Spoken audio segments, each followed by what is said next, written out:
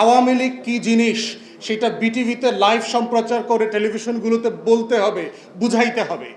আপনি পুরো জুলাইয়ের সময়গুলোতে দেখেন টেলিভিশনে অলমোস্ট জুলাইয়ের কোনো প্রোগ্রাম নাই। শাওনদের এত দুঃসাহস কোত্থেকে হয়? কারণ শহীদদের গল্পগুলো মুছে দেওয়া হয়েছে। 1400 শহীদদের কোনো আমলনামা নাই, তাদের কোনো জীবনী নাই। বিচার বলতে আমরা কি বুঝাচ্ছি? দুইটা জিনিস বুঝাচ্ছি। একটা হচ্ছে যারা ফৌজদারি অপরাধ করেছেন তাদের বিচার। এর ভিতরে রাজনৈতিক দলের, আওয়ামী লীগের বিভিন্ন দলের নেতাকর্মীরা আছেন, এর ভিতরে প্রশাসনিক লোকজন আছেন। আর দ্বিতীয়ত হচ্ছে আওয়ামী লীগের দল আকারে আমরা বিচার চাচ্ছি, দুইটা বিচার চাচ্ছি। এখন এই দুই বিচারের জায়গাতেই বলা হচ্ছে যে যুক্তিটা আসতেছে আওয়ামী লীগের তো লক্ষ লক্ষ কোটি কোটি মানুষ, তারা কি অন্যায় করছে, তারা কি খুন খারাপি করছে।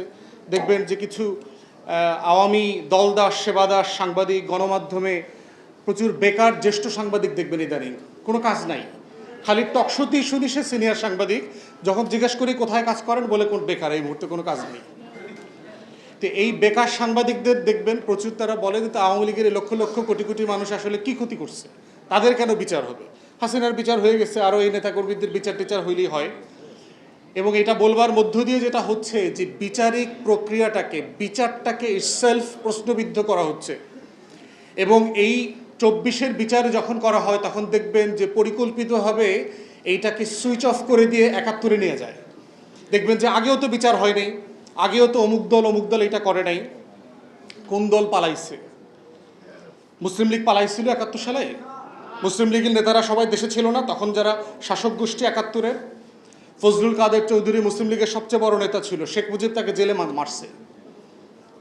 খানে সবুর শহীদ প্রেসিডেন্ট জিয়াউর রহমানের সময় ইলেকশন করে এমপি হয়েছেন, মুসলিম লীগের অনেক নেতা এমপি হয়েছেন। শহীদ প্রেসিডেন্ট জিয়াউর রহমানের প্রধানমন্ত্রী মুসলিম লীগের নেতা ছিলেন। এই মানুষগুলো তো কেউ পালায় নাই। তো যারা পালায় নাই তাদের আবার বিচার করতে হবে কেন? তাদের তো রাজনৈতিক প্রশ্নের মধ্য দিয়ে সে তো এই দেশে জনগণের কাছে গেছে। অতএব এই যে প্রশ্নগুলো, এই প্রশ্নগুলোকে আমাদের রিফিউট করতে হবে বিচারের যে সম্মতি তৈরি করার জায়গাতে, বারবার পরিকল্পিতভাবে। এবং আপনারা দেখবেন শুধু রাতের টকশোর গেস্ট দেখবেন, 30, 35টা 40টা টকশোতে দেখবেন অলমোস্ট এন্টায়ারলি জামাতের কোনো প্রতিনিধি নাই, এনসিপির কোনো প্রতিনিধি নাই, বিরোধী দলের অলমোস্ট কোনো প্রতিনিধি নাই। তাহলে 2-3 জন মিলে কি আলাপ করে দেখবেন, একটা হচ্ছে লুকানো গুপ্ত আওয়ামী লীগ, একটা হচ্ছে গুপ্ত সাংবাদিক, আর একটা হচ্ছে আওয়ামী বুদ্ধিজীবী। এই আমরা তোমরা মিলে মিলে দেখবেন টকশোতে গণমাধ্যমগুলো ব্যাপক মতামত তৈরি করতেছে এই বিচারিক প্রক্রিয়াটাকে কিভাবে প্রশ্নবিদ্ধ করা যায়, স্লো করা যায়, ইতিহাসের অন্য ঘটনার সাথে ডাইলিউট করা যায়। তো এই জায়গাতে হচ্ছে বিচারিক প্রশ্নের ব্যাপারে আমরা বারবার গত 2 বছর অন্তর্বর্তীকালীন সরকারের সময় বলেছি, এখানে মাননীয় বিরোধী দলের নেতা আছেন, আমরা অনুরোধ করব যেটা আমরা বারবার বলেছি যে একটা কংগ্রেসের মডেলে গণশুনানির আয়োজন করেন, যে সংসদ প্লাজাতে একটা ক্রস পার্টি পার্লামেন্টারি গ্রুপ এবং মানবাধিকার কর্মী আইনজীবীদেরকে নিয়ে আপনারা একটা কমিটি করেন, যেখানে জুলাইয়ের গল্প বলতে মানুষ যাবে, শহীদ পরিবার যাবে, সেখানে প্রত্যেক দিন শুনানি হবে, ঘন্টার পর ঘন্টা শুনানি হবে। এবং আওয়ামী লীগ কী জিনিস সেটা বিটিভিতে লাইভ সম্প্রচার করে টেলিভিশনগুলোতে বলতে হবে, বুঝাইতে হবে। আপনি পুরো জুলাইয়ের সময়গুলোতে দেখেন টেলিভিশনে অলমোস্ট জুলাইয়ের কোনো প্রোগ্রাম নাই। জুলাই শহীদদেরকে আপনারা কোনো টকশোতে, কোনো ইন্টারভিউতে দেখবেন না।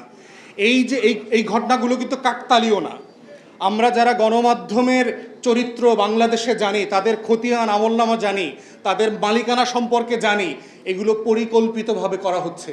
আমরা জানি কোথায়, কোন হোটেলে, কোন সাংবাদিক, টকশো হোস্ট, গেস্টরা মিলে একসাথে কোন রাতে মিটিং করে, এগুলো আমরা জানি, আমাদের কাছে ছবিও আছে। অতএব এই কালচারাল ফ্যাসিজমকে যদি আমরা কালচার দিয়ে পাবলিক কনসেন্ট তৈরি করবার মধ্য দিয়ে বিচারিক প্রক্রিয়াকে হেল্প করতে না পারি, শুধুমাত্র বিচারিক প্রক্রিয়া চলবে না, বিচারিক প্রক্রিয়ার দাবিটা থেমে যাবে। তাই আমরা অনুরোধ করব বিরোধী দলের নেতারা যারা আছেন এখানে, দয়া করে সংসদে এটা রেজ করবেন।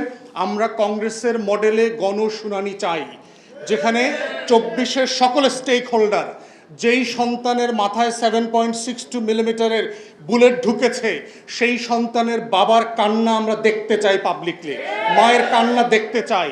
যারা সিডিআই করে দেওয়ার আলোচনা করতেছে, শাওনদের এত দুঃসাহস কোত্থেকে হয়? কারণ শহীদদের গল্পগুলো মুছে দেওয়া হয়েছে। 1400 শহীদদের কোনো আমলনামা নাই, তাদের কোনো জীবনী নাই, অথচ দেখবেন এর ভিতরেও নাটকীয়ভাবে দেখবেন এইগুলোকে গণমাধ্যমে প্রত্যেকদিন টকশোতে আলোচনা। শাওনের কি কথা বলার অধিকার নাই? দেখবেন আমাদেরকে প্রশ্ন করে, আপনারাই তো জুলাই বলেছেন যে সবাই কথা বলতে পারবে, তাহলে শাওন কি কথা বলতে পারবে না? তার মতামত সে দিতে পারবে না? মানে গণহত্যার পক্ষে সম্মতি দেবার জন্য মত প্রকাশের স্বাধীনতা যে সাংবিধানিক অধিকার, সেইটা প্রতিষ্ঠার জন্য সবাই মিলে চেষ্টা করছে, কিন্তু আমরা ফ্যাসিবাদকে কালচারালি, পলিটিক্যালি, জুডিশিয়ালি ফেস করবার জন্য সাফিসিয়েন্টলি সেটা একমত হয়ে এই কাজগুলো করতে পারছি না। তো কালচারাল ফ্যাসিবাদের এই লড়াইটাকে অ্যাড্রেস না করে শুধুমাত্র বিচারিক ফ্যাসিবাদের মুখোমুখি হওয়া যাবে না। এটা কয়দিন পর দেখবেন আমার কালেকটিভ মেমোরি থেকে এটা হারিয়ে দেবার চেষ্টা চলছে। তাই সেই লড়াইটা আসেন সবাই মিলে করি। সবাইকে অসংখ্য ধন্যবাদ। আসসালামু আলাইকুম।